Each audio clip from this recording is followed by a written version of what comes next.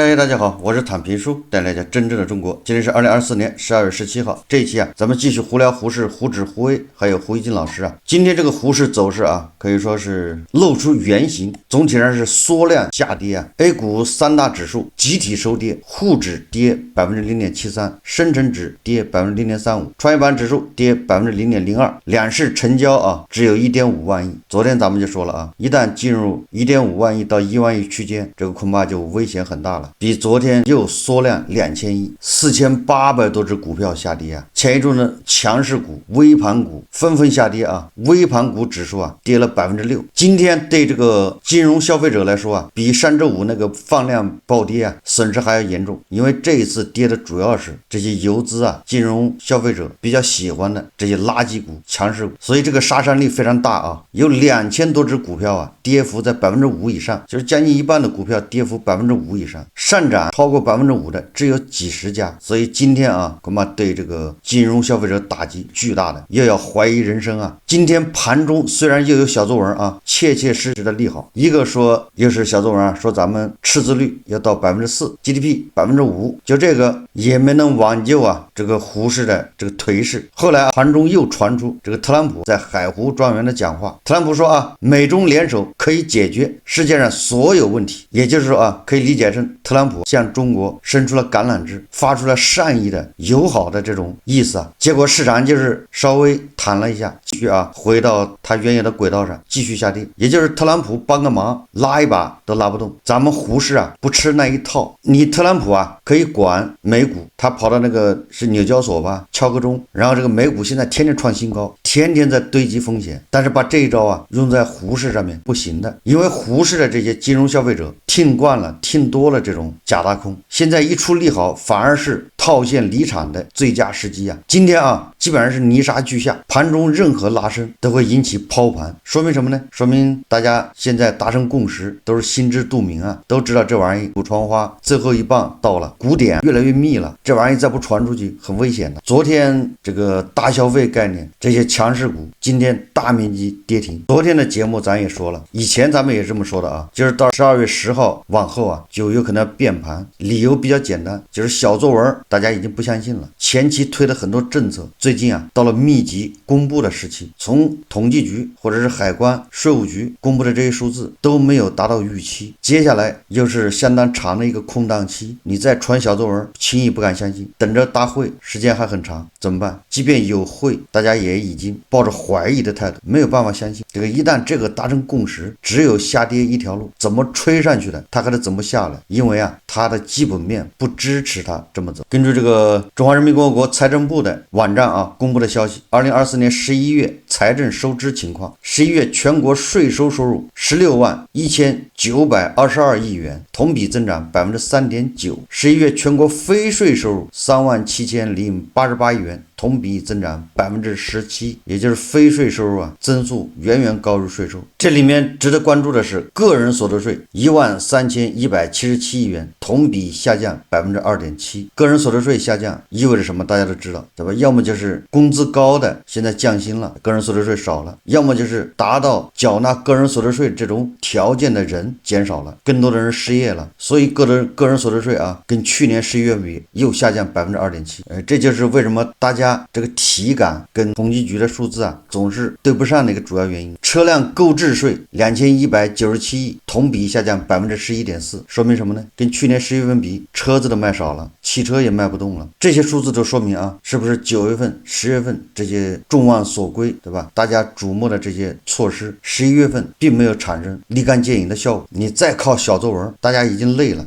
已经脱敏。刚才说到这个个人所得税下降2.几%，我们看看这个券商啊，根据媒体报道啊，截至12月15日，有数据可查的121家证券公司人员总数33.2万人，年初减少1.85万人，降幅5.3%。当中一般证券业务人员减少1.35万人，证券经纪人人数减少8600人，这些人就离开了证券行业。从这个行业来看啊，整个证券行业是在收缩过程中。裁员加降薪。前一阵子富途证券是不是裁员导致员工维权呢？我们再看这个新加坡联合早报，他是这么说的，他说中国11月经济表现弱于预期，拖累股市，专家认为缓慢回升已难刺激市场。文章这么说的啊，他说中国出台大规模经济刺激政策后的第2个月，工业和房地产等领域继续回暖，但消费增幅大幅落，显示国内需求仍然疲软，经济数据不如预期，拖累港股、陆股，就是 A 股啊。星期一12月16日全线大跌。说受访分析师指出，官方9月底以来一系列政策拉高了市场对11月经济表现的预期，如果经济数据仅呈现出缓慢温和的回升，已难刺激市场。这就是咱们经常说的啊，我也不知道有那么多专家居然认为开会管用，还有很多人一看开会就以为就好了，这会可没少开啊。为什么11月份的经济表现不及预期呢？文章说啊，中国国家统计局星期一公布的最新经济数据，11月中国规模以上工业增加值同比增长 5.4%， 增速比10月加快 0.1个百分点，但与9月持平。受双11网购提前分流的影响，11月社会消费品零售总额同比增幅放缓至 3%， 较10月的 4.8% 大幅滑落，这是3个月来最低增幅，也显著低于财新调查经济学家预测的 4.1% 至 6.3%， 显示刺激经济的政策未能说服消费者花钱。消费者花不花钱我们自己最知道，大家都勒紧裤腰带，不该花的钱坚决不花，怎么刺激呢？投资方面，今年前11个月固定资产投资同比增长 3.3%， 较前10个月回落 0.1个百分点，低于市场预期。民间投资增速持续疲软，民间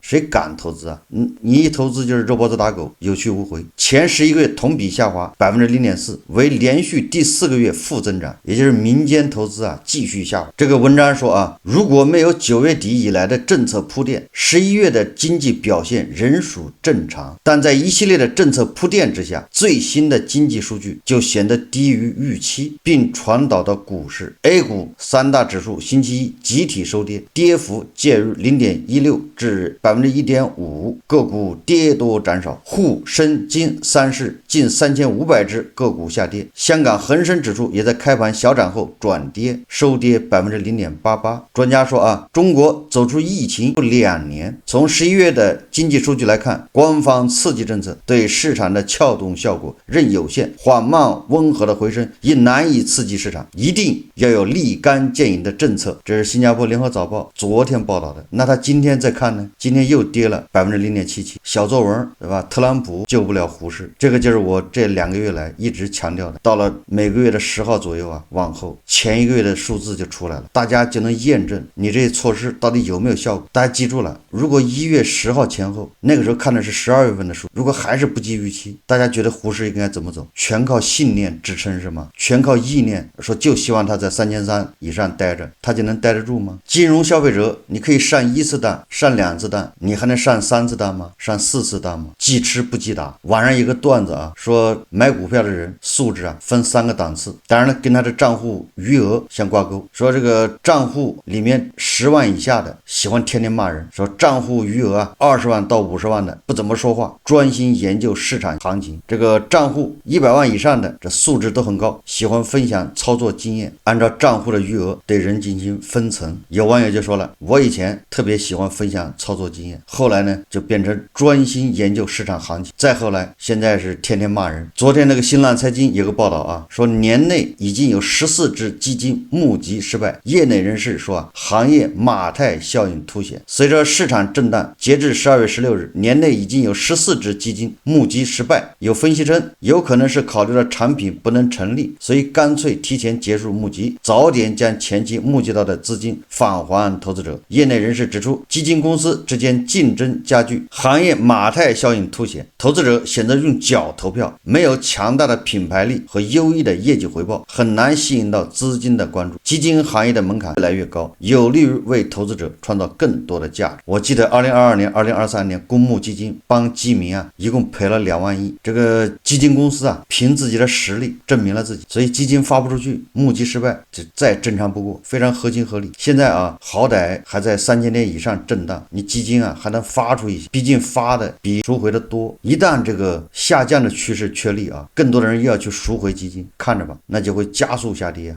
说到基金啊，我们再看一个奇葩这个基金啊。一家公募基金管理公司啊，叫醇厚基金，这公司可叫厉害啊，叫离了大谱，真叫奇葩呀！怎么个奇葩？这个简易财经报道啊，说公募醇厚基金对抗上海证监局，业内人士说啊，离谱，从没见过，炸裂。作为公募基金，他居然对抗上海证监局检查，这个可叫厉害啊！居然对抗主管机关的检查。醇厚基金跑出圈了，说证监局稽查处的人来稽查，醇厚基金反应真是离谱。第一次是不让办公室开门，就不让他上楼；第二次把这个证监局稽查处的人呢扔在公司会议室配合；第三次醇厚基金发了个临时公告，施压证监局，公开声明已经诉讼并举报了上海证监局，还说稽查局登门查案违法违规的问题。公募基金首次公开对抗监管的闹剧就此拉开。根据知情人士说啊，9月份证监会对醇厚基金的大股东邢源以及股东柳志伟等人进行立案调查，缘由是什么呢？涉嫌违反基金法律法规，由证监会啊对这个醇厚基金立案调查。那么谁去执行呢？由上海证监局稽查处。11月24日上午，上海证监局查人员第一次上门醇厚基金办公地，这个在上海丁香国际大厦，结果上不了楼。由于这个醇厚基金公司不配合，证监局稽查人员他上不了楼，你说搞笑不搞笑？哎，这个确实这样啊，大家不要以为证监局的人权力有多大，他只是一个部门，他没有什么，不像公安说上楼就上了。证监局稽查处的人出去办案，那都有介绍信，都有各种手续，否则人家可以不接待。哎，他跟公安不一样啊，跟那个公检法不一样，那是强力部门。证监局的稽查处，他只对上市公司，对他管的那1亩3分地，他有这个叫强制力。那你要上这个办公楼，那归物业管呢，物业可不认识你，你是个人就能上去是吗？不行，非得要租户，也就是说这个醇厚基金啊下来人接他，或者给他发个牌同意他上，物业才能放人上去。所以大家记住了，不是这个证监会权力非常大，大无边，这都错了啊。你比如说啊，恒大爆雷以后，恒大的那个总裁叫夏海军，那证监会到现在就找不到他呀，给他发那些什么啊处分的公告、罚款，根本就联系不上人，他没脾气啊。所以你看啊，这个上海证监局稽查处的人连门都进不去。好，第二次隔了10天啊，12月4号，上海证监局稽查人员再次上门这个醇厚基金，然后这次是经过沟通协调进入了公司办公室。怎么沟通协调他没说啊，是醇厚基金的人去接他的呢，还是说说服了物业公司，甚至是街道地方这个其他的部门给这个物业公司施压才放他上去，这个没说清楚啊。结果上去之后啊，没人接待他，这个上海证监局查处的人就在会议室坐着，在会议室空坐了半个小时，只好离开。12月6号啊，醇厚基金发布临时公告称，与上海证监局诉讼阶段，且由于其诉讼期间的调查行为，把他举报并各种压制上海证监局。有公募基金人士表示啊，离谱，从没有见过。确实啊，我跟这个证监会、跟证监局、跟稽查处都打过交道，我知道他那一套流程。他一般的上门稽查至少3个人，最少2个人，一般的3个人。而且他到了公司啊，他不会告诉你，比如前台接待，比如秘书接待，他不会告诉你来的原因，他必须让你指定的人员到达现场。指定人员什么人呢？首先是董事会秘书，然后董事长。如果董事长到不了，那就是董事长委托其他的董事或者是高管，一般的是董事会秘书接待，这个是有一定的程序的，对吧？你派一个销售过来，你派个扫地的，人家跟你说不着，负责对话的必须是董事长、董事会秘书，还有公司法人或者是大股东、实际控制人，这个就叫这些人都是证监会啊监管人员，就是一个公司的董监高、大股东、实际控制人。等你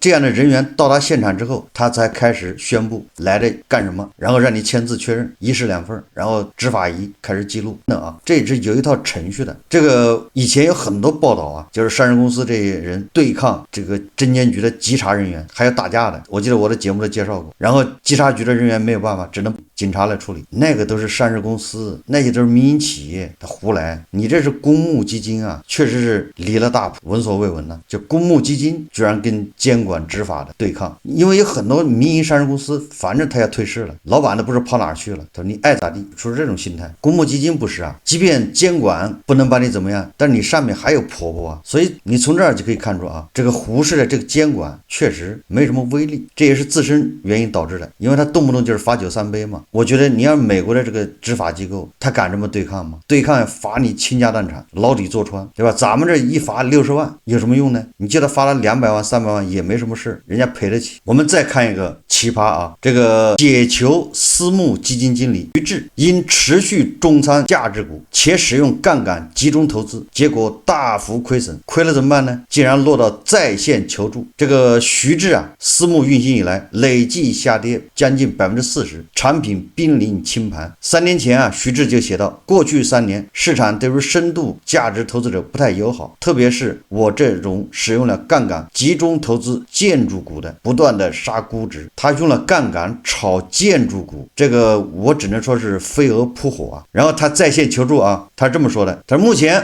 我自己核心持仓的基本面情况非常不错，2016年至2020年净利润上涨了106%，2021年一季度继续增长了80%，现金流大幅度转好，资产质量坚实。但是市场这3年一直漠视基本面的好转，不断的杀估值。对于这个杀估值，我个人认为是市场在犯错误。目前建筑股的 BP 跌至 0.6 倍，历史最低之处，比2014年最低还要低14%左右。因为一些原因，如果找不到托管的平台，那么意味着徐志私募证券基金的这个产品即将清盘。但是我非常希望这个产品能够运行下去。的确，过去3年对于自己的把握有失误的地方，希望能够看到价值重估的那天，不想让它倒在黎明前。我自己由于人脉方面比较欠缺，所以想求助各位粉丝朋友，有哪位认识私募或者本身就是私募管理的人，愿意转托管我这个产品，拜托。如果哪位能够帮助我度过这个难关，我一定感激不尽。有这方面人脉的朋友可以通过私信和我沟通，谢谢各位。加杠杆炒建筑，我记得前不久网上流传一个视频，咱们也放了，就是那个所谓的中国的巴菲特，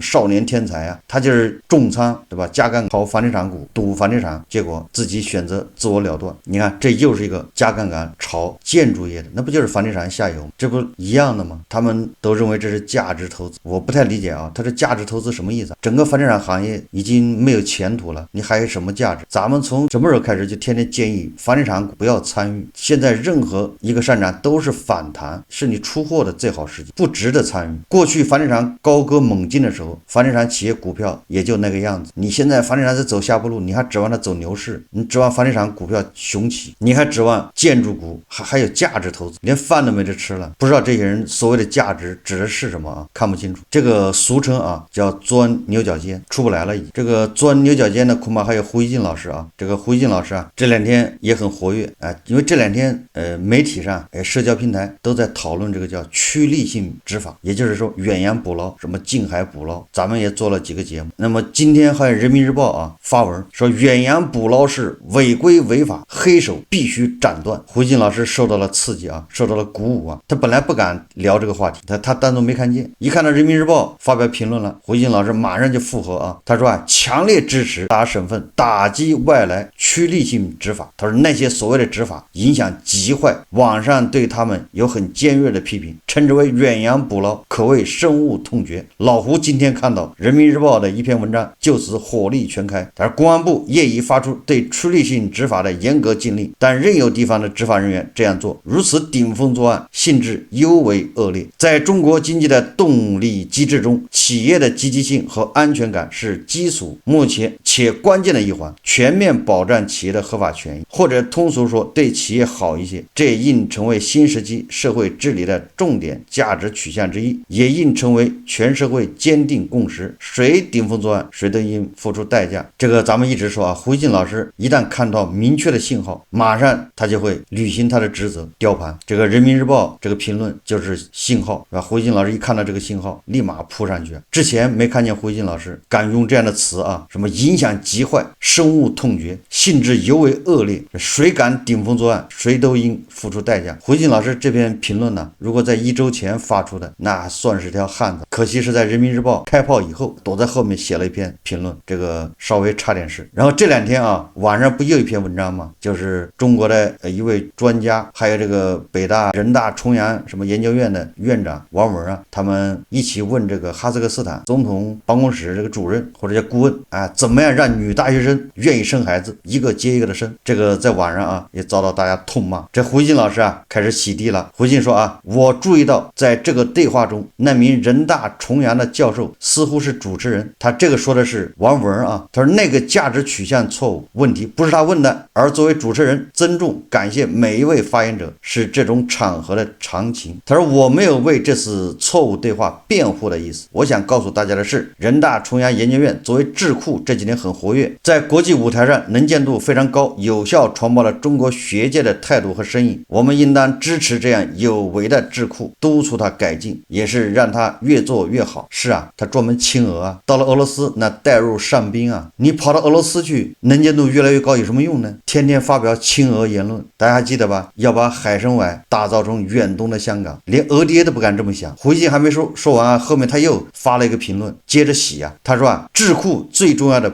是不受各种意识形态因素干扰，做出对重大事情的准确预判和判断，为国家决策提供依据。这个确实让大家见笑了啊！咱们中国官方的这些智库啊，有的是非官方的，咱也分不清了。总之，经常活跃的智库的这些人，有一个算一个，那不都是活着的笑话吗？他们预测的有一个对吗？这个前不久的叙利亚巴沙尔政权的倒台，所谓的智库有一个人说对了吗？都是睁着眼睛说瞎话，说巴沙尔安然无忧，结果几天就倒台了。回信老师说啊，他说在这方面，人大重阳研究院无疑是做的最棒的之一。理由是什么呢？理由是啊，说该研究院的院长叫王文，老胡与他有交集，好像我有印象，这王文以前是《环球时报》的一个编辑，好像是啊。那他们俩不仅有交集啊，还是他同事啊、下属，我有可能记错了，反正我有印象。然后回信他就举了个例子啊，为了怎么证明人大重阳研究院是最棒的智库呢？他说啊，2016年美国大选还有大约2周的时候，在一个我和他都在的学者聚餐上，王文非常肯定的预测赢者一定是特朗普，并且讲了他这样预测的原因。当时大多数聚餐者都认为希拉里会赢，王文的观点非常突出，是绝对的少数派，但是最终结果证明了他预测的准确。回信还举了好几个王文关于国际大事，比如说俄乌战争，关于美国大选，他认为王文都对，这个叫幸存者偏差，就是回信把王文预测对的全部挑出来说了。你说美国大选你选谁对谁错，你找一个捡垃圾的让他选，他也能选对，为什么呢？你不就2个人选一个吗？你的